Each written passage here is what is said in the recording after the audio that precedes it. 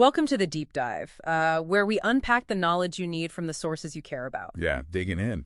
Today, we're focusing on a request from the learner, someone who's really keen to fine-tune their vintage Tamiya RC buggy, but, doesn't want to get lost in all the technical jargon. Right. Keep it clear, keep it engaging. Exactly. Our mission: clear structure, useful insights, and hopefully some of those aha moments. Sounds good.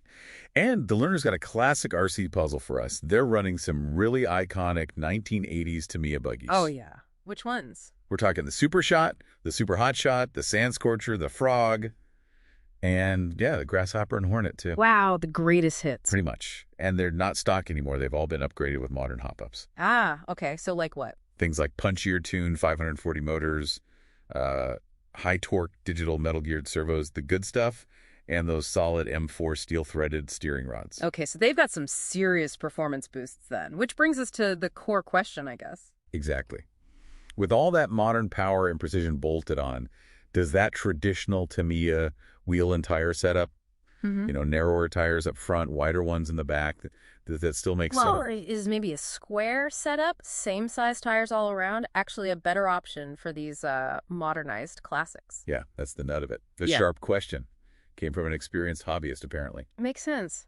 So our mission for this deep dive is pretty clear then. Explore the pros, the cons, all the implications of running square setups on these specific vintage Tamiyas, given these specific upgrades. Right. So where do we start? Maybe with why they had that staggered look in the first place? Good call. Let's rewind. Why did Tamiya roll them out like that? Yeah, that original design, this narrower front tires and wider rears. Right. It wasn't just for looks, was it? Definitely not. Uh-huh. The narrower fronts, the thinking was they were better for steering, especially on looser surfaces. They could sort of cut through. Like some bite. Exactly. Plus, a narrower tire helps reduce something called the scrub radius. Scrub radius. Yeah. Okay, refresh my memory on that one. So basically, a smaller scrub radius means less of that steering kickback you feel through the wheel when the front tires hit bumps or ruts. Ah, okay, like pushing a wonky shopping cart wheel. Yeah. Less of that jerky feeling. Precisely. Leads to smoother, more predictable steering feel. There might have been a tiny aerodynamic benefit too, but Yeah, probably not a game changer on an off-road buggy. not likely. But weight was a bigger factor. Right, lighter tires and wheels up front, less unsprung weight. Yeah, and that's important. Less weight for the suspension to deal with means it can react faster, keep the tire on the ground better over bumps. And less rotational mass, too, easier for the servo to turn the wheels quickly. Good point. Lighter front end, quicker suspension response, key for grip on rough stuff. But the main reason for the stagger, Yeah, that was handling balance, wasn't it? I think so, yeah. Primarily. Narrower front tires, generally they just have less ultimate side grip, less lateral grip. So they slide sooner than the rears. Basically, yes. So by design, you engineer less grip at the front compared to the rear, and the car naturally wants to understeer. Okay, understeer front pushes wide in a turn, generally seen as safer, more forgiving, right? Easier to correct. Usually, yeah. Just ease off the throttle or unwind the steering a bit, so stagger promoted that safer push. And the wider rear tires, that was just about getting the power down. Pretty much. Bigger contact patch with the ground, especially vital for the 2WD models like the Frog or Hornet. More rubber equals more traction for acceleration and cornering grip. Like trying to run on sand, wider feet help. Makes sense. You even see it in full-size cars sometimes, using stagger to dial in a bit of understeer deliberately. And old RC guides, they always showed narrow-ribbed fronts for steering, wide, knobby rears for traction on 2WDs. Exactly, the standard device. Although it's interesting, I remember seeing forum chats way back suggesting narrower tires can increase contact patch pressure. Oh, really? How does that work? Well, same weight over a smaller area means more pressure per square inch, which can improve grip, but only up to a point. Gets complicated fast. Okay, so it's not just width, it's pressure and other stuff too.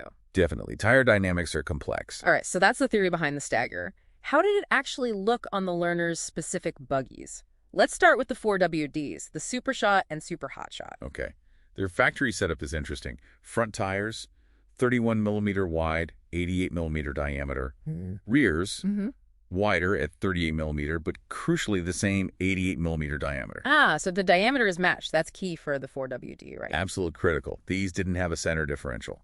If the front and rear tires rotate at different speeds because of diameter differences, the drivetrain binds up. big problems. Gotcha. So with stagger, only on the HotShot family. Correct. Now, the two WDs are different. Sand Scorcher first, iconic look. Oh, yeah. Love the Scorcher. And its tires really define that look. Fronts were pretty skinny, only 21 millimeter wide and just 73 millimeter diameter. Tiny. Relatively, yeah. But the rears, much bigger, 41 millimeter wide and a taller 82 millimeter diameter. Wow, that's a big difference in both width and height. Exactly. Pronounced stagger in both dimensions. Helped it dig into sand, gave it that stance. Okay, what about the Frog? Another classic. The Frog on that ORV chassis also had stagger in width and likely diameter too. Front wheels were about 1.5-inch diameter, tires around 18 millimeters wide, diameter probably 71 to 79 millimeter, varied a bit. And the rears? Same 1.5-inch wheel diameter, but much wider tires, maybe 35 millimeter. And the tire diameter was usually a bit larger too, maybe 79, 81 millimeter. So again, width and diameter stagger. Right. And the Grasshopper and Hornet, kind of the entry-level legends. Very similar story to the Frog. Shared chassis elements, same deal. Yeah. 1.5-inch fronts, about 18 millimeter wide, tires around 71 millimeters tall. And big rears again? Yep, much wider. 35 to 41 millimeter, depending on the exact tire, and noticeably taller, around 81 millimeter diameter. Classic 2WD stagger, width and height. So it's really important to distinguish between width-only stagger, like the Super Shot, and width and diameter stagger, like on all those 2WDs. Absolutely, because changing diameters on that 4WD is bad news, causes binding. But even on the 2WDs, changing the front diameter messes with the ride height, the rake, the whole handling balance. Exactly, it's a different equation. Okay, so that's the stock picture. But the learner isn't running stock anymore. No, they've got those hop-ups, which changes everything, right? Completely changes the game. These aren't gentle vintage runners anymore. Let's talk about those tuned 540 motors first. What's the real impact there? Big jump in RPM, yes. Yeah. But also, crucially, more torque. A lot more shove compared to the stock silver cans. People usually say it's like night and day difference. Pretty much. Noticeable jump, insane speed. That's the kind of feedback you hear. Faster, more aggressive power. Sounds fun, but what does that do to the car, especially with those old-style tires? It massively increases the demand for grip. Suddenly those tires, especially if they're old or hard, just can't cope. More wheel spin. Loads more wheel spin off the line, yeah. And much easier to slide out in corners because you're carrying more speed and applying more power. Affects 4WD and 2WD. Oh, yeah. Rear tires on the 2WDs struggle to put the power down. On the 4WD Super HotShot, all four tires are just working way harder to maintain traction. And stability must become an issue at those speeds. These old chassis weren't exactly designed for brushless power. Well, even strong brush power. Exactly. Any little quirk in the handling, any tendency to get unsettled, it just gets amplified massively when you're going faster. Tires become even more critical for just keeping it pointing straight. I've seen videos of hopped-up Hornets doing unintentional backflips. It happens. Highlights the power difference. Then you've got the servos. High torque, digital metal gears. Big step up from the old plastic geared analogs. Huge step. Way more turning force, much faster transit speed, better precision, holds the line better. And that stronger servo, that lets you think about different tires, maybe? That's a key point. With that extra torque, you can now realistically run wider, grippier front tires if you want to. A stock servo might just stall or struggle. Right, especially trying to turn wide tires under load in a corner. Exactly. Plus, the faster speed makes the steering feel incredibly direct, almost instant response. Can feel twitchy though, right? If you're not used to it or the rest isn't set up right. It can, yeah. Some drivers find it a bit much initially. Need smooth inputs. And remember, that powerful servo puts more load on the front suspension components and, again, the front tires. Asking more of them. Right. They have to translate those quick, forceful inputs into direction changes without just washing out. Plus, power draw. Ah, yeah. Brownouts. Can happen. These servos can pull a lot of current, potentially overloading an older ESC or receiver. So things like glitch busters or external BECs sometimes become necessary for stable power. Okay. And the last piece. Those M4 steel steering rods. Simple upgrade, big impact. Replaces the often flimsy, flexy stock linkages. No more slop. Pretty much none. Robust steel rods, proper ball ends. Creates a really direct connection from that powerful servo right to the steering knuckles. So maximum precision, consistent response. Exactly. Whatever the servo does, the wheels do instantly.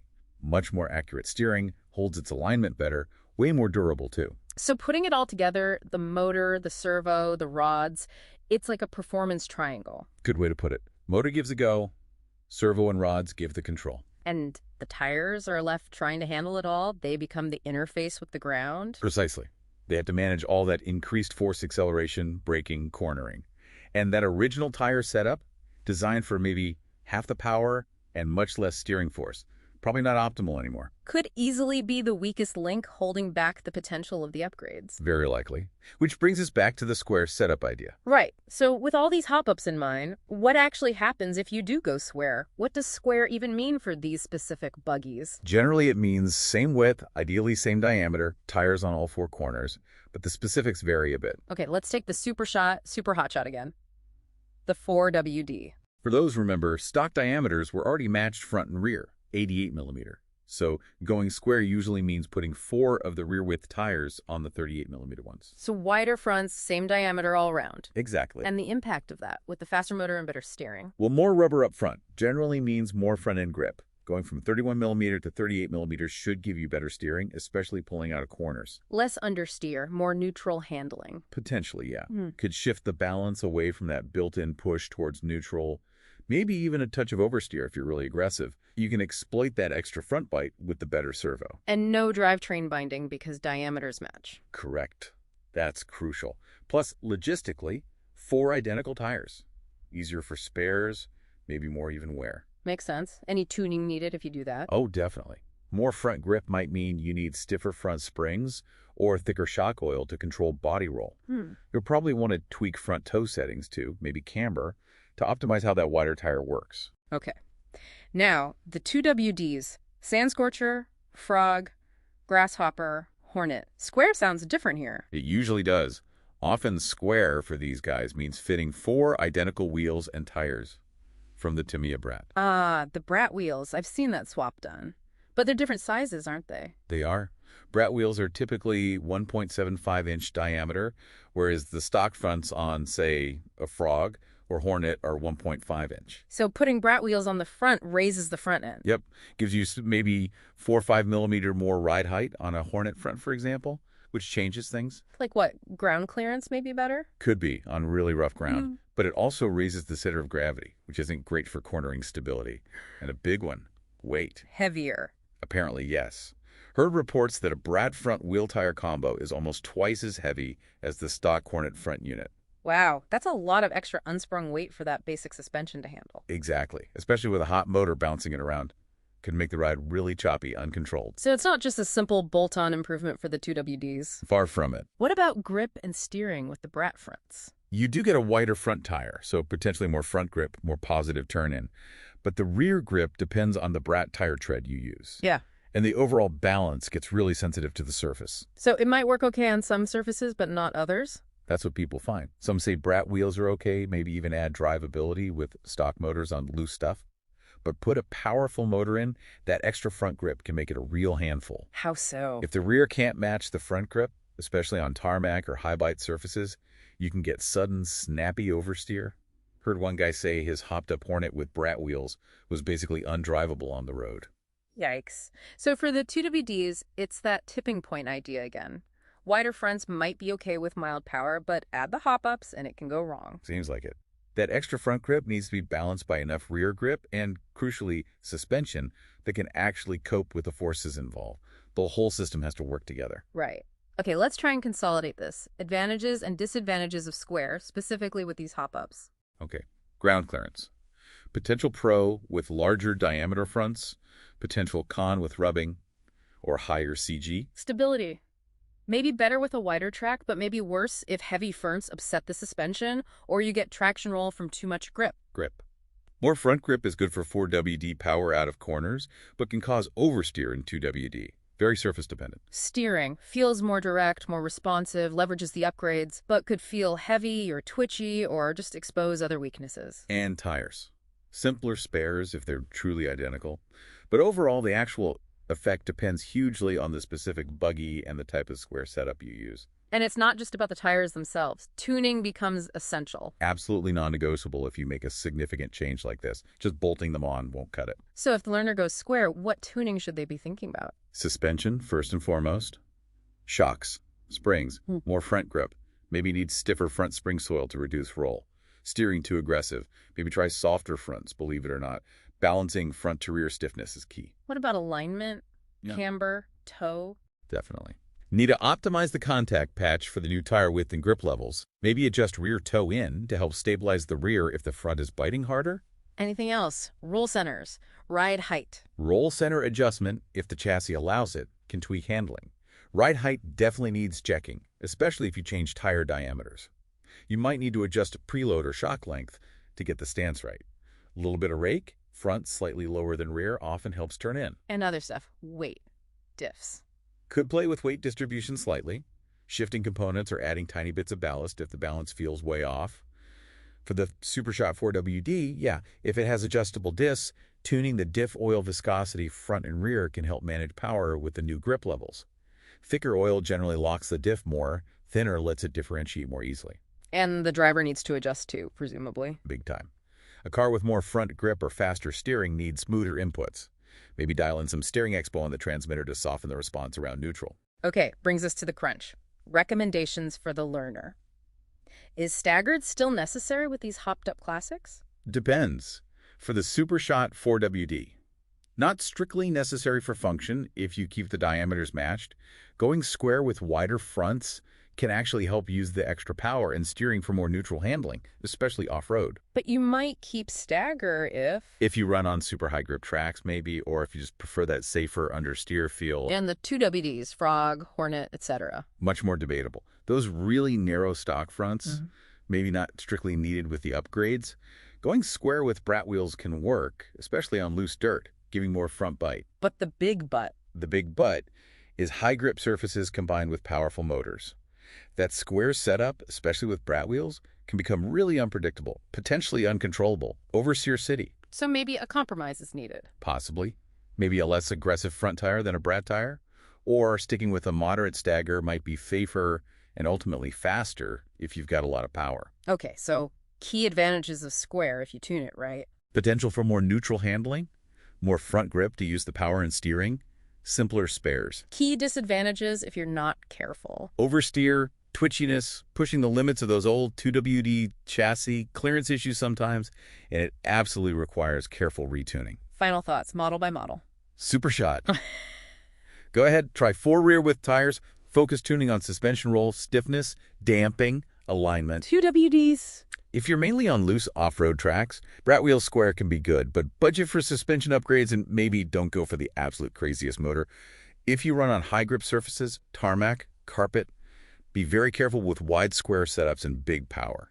Consider less aggressive fronts or a moderate stagger. And universal advice. Match tires to the surface. Experiment and tune the whole system. Tires, suspension, weight, even your radio settings, it all interacts. Right. So modernizing these vintage buggies, it's rewarding, but you have to think systemically. Reevaluating tires is part of that. Exactly. Finding that right balance unlocks the potential. It's not simple, but hopefully we've given the learner a good framework to think about square setups for their specific cars and upgrades. Yeah, no magic bullet. Got to test and tune for what works for you. Always the way in RC. Okay, so for a final thought. Think about how these ideas grip balance, front versus rear bias, how upgrades interact, how they apply elsewhere. Maybe other RC cars, maybe even, understanding why your real car behaves the way it does. Yeah. The physics are universal. Understanding vehicle dynamics, it's fascinating stuff. Definitely gives you a deeper appreciation. Right, thanks for diving deep with us today.